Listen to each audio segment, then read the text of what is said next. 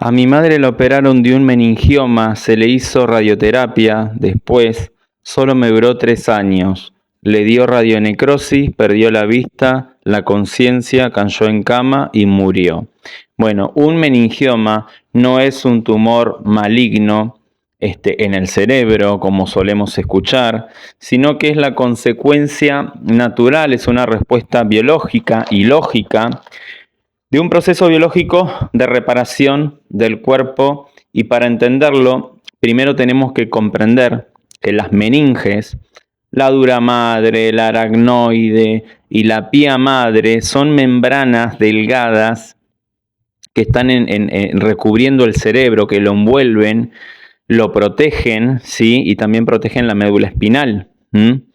Y estas membranas están diseñadas para ser un escudo, ¿sí? Como una especie de armadura, ¿sí? Que es muy resistente y separa y cuida, digamos, al todo el sistema nervioso central.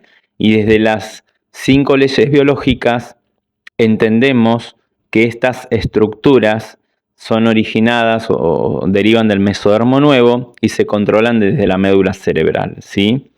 Y en este caso estas estructuras responden a un tipo muy específico de conflicto biológico, ¿sí? Estamos hablando acá de un conflicto de ataque, de sentir que algo o alguien, ¿sí?, me amenaza directamente a la cabeza.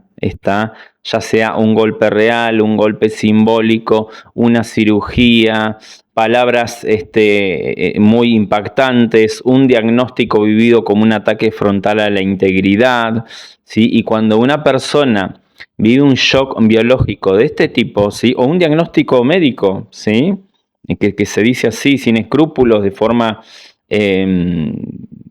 muy directa, de forma muy fría, ¿sí?, sin tener en cuenta cómo lo va a vivir esa persona, bueno, eso puede ser vivido o percibido como un ataque, ¿sí? Entonces las meninges entran en un proceso especial para poder reforzar esa función protectora, Entonces, durante la fase activa del conflicto, la persona puede sentir síntomas leves o quizá ni siquiera siente síntomas, ¿sí? Pero en la fase de reparación, cuando el conflicto ya se resolvió, se produce un edema, ¿sí? Se produce una inflamación propia del proceso de reparación, y posteriormente aparece lo que en medicina convencional se lo denomina meningioma.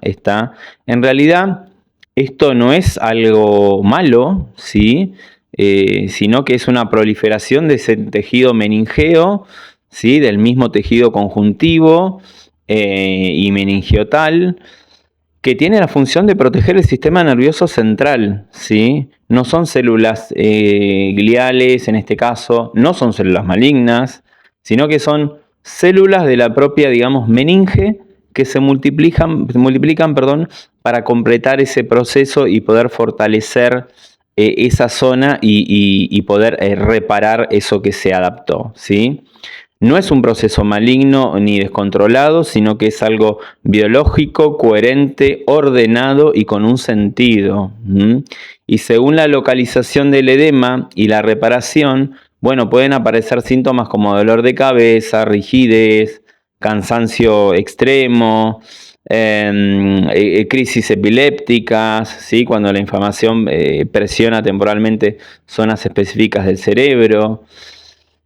Por eso un meningioma no es una enfermedad en sí misma, no es un tumor maligno, sino que es la clara evidencia de que hubo un conflicto biológico de ataque que ya está en resolución, ¿sí? Porque las meninges cumplen esa función, ¿sí?, de proteger, y responden a ese programa de protección. Entonces, comprender esto cambia la mirada, ¿sí?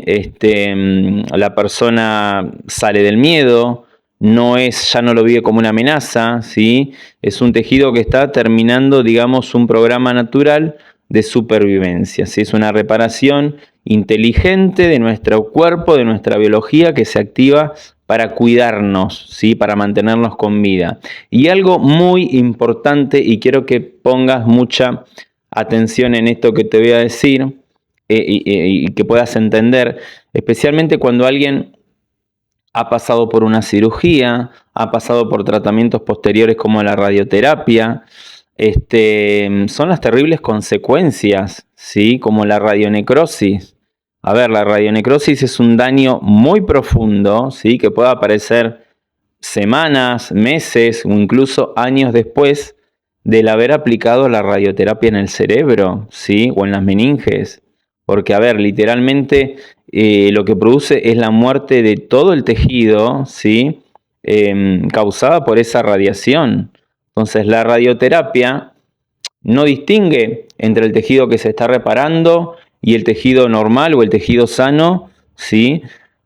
Por eso termina destruyendo todos los vasos sanguíneos, altera el riego sanguíneo, la oxigenación, deja muchísimas áreas cerebrales vulnerables y que después se empiezan a necrosar, ¿está? Entonces, dependiendo de las áreas afectadas, esa radionecrosis puede generar pérdida de visión, deterioro cognitivo, confusiones, pérdida de la conciencia, inflamación masiva, síntomas neurológicos bastante severos, ¿sí? Deterioros que van avanzando cada vez más y ya no se pueden frenar, ¿está?